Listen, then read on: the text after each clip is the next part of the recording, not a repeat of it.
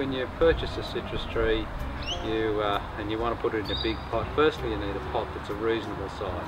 These are really good, but good size, but half wine barrels are really good sort of general size to work on.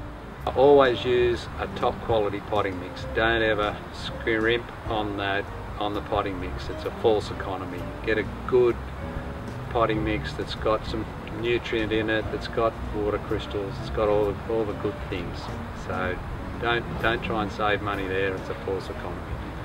So you plant your new tree in that pot, and then you need to remember that you've only got roots in that size container that you've purchased. It's not the whole thing, so you have to make sure you're keeping that moist for the initial period while it's growing out into the new mix and getting established.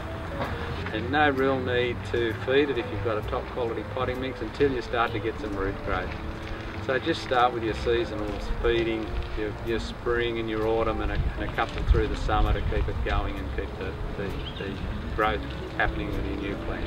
Now while we're talking about growing citrus in containers, I'd just like to mention that if you buy a pipsqueak, a dwarf citrus, then you don't need such a big pot as this, or even your half wine barrel size that I was speaking about. If you're starting with a pipsqueak, your idea is it's a dwarf, it's on a dwarfing rootstock, so it'll stay small and tight, and it'll fit in small sections in your balcony, your courtyard, or wherever.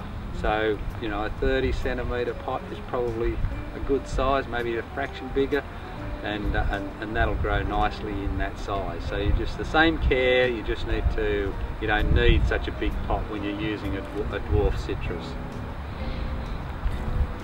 Now I'd like to talk about this plant here, just because I have the opportunity, that this centre stem is how it will have come from the nursery, and this one will have grown off and hasn't been removed.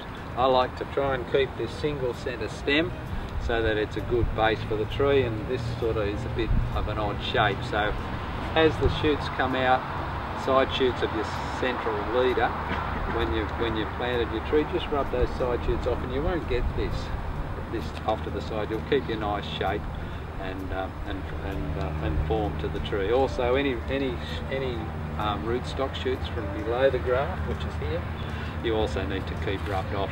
And once the tree's established, you won't get so much of that, but in the early couple of years you might get a few of those, and you need to take them off so they don't take over.